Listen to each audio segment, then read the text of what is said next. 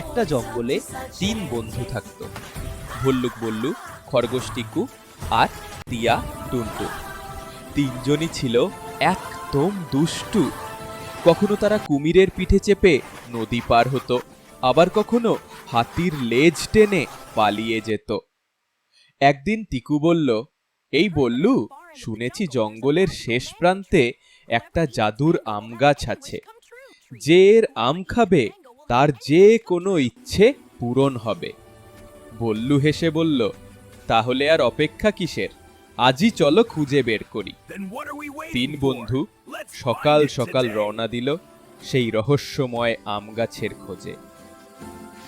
জঙ্গলের পথে যাত্রা।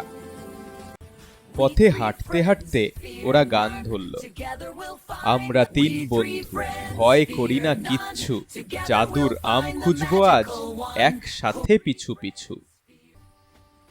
কিছু দূর যাওয়ার পর একটা শেয়াল এসে পথ আটকিয়ে বলল, সাবধান, ওই গাছ পাহারা দেয় বানর রাজা, ভীষণ রাগী। বল্লু বলল, বানর রাজা হোক বা রাজা বানর, আমরা ভয় পাই না।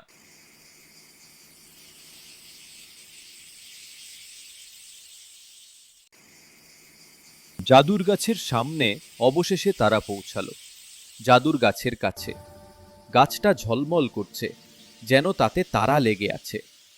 কিন্তু ঠিক তখনই উপরে থেকে একটা আওয়াজ, কে আমার গাছের কাছে এলো? দেখে এক বিশাল বাদর রাজা, মাথায় পাতা দিয়ে বানানো মুকুট, হাতে একটা লাঠি। টিকু তো ভয়ে কাঁপছে, কিন্তু বল্লু হেসে বলল, আমরা বন্ধু, গাছ দেখতে এসেছি।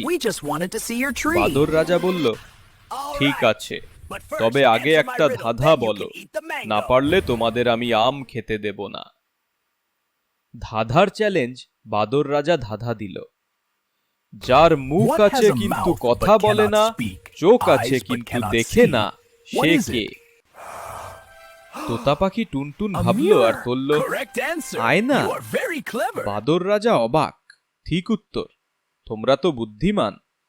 তারপর সে হাসতে হাসতে বলল, তাহলে যাও, তোমরা জাদুর আম খাও। ইচ্ছা পূরণের মুহূর্ত, ওরা প্রত্যেকে এক একটা আম খেলো। টিকু বলল, আমার ইচ্ছা, আমি সবচেয়ে দ্রুত খরগোশ হতে চাই। ছটফট করে ও ছুটে গেল বিদ্যুৎ বেগে।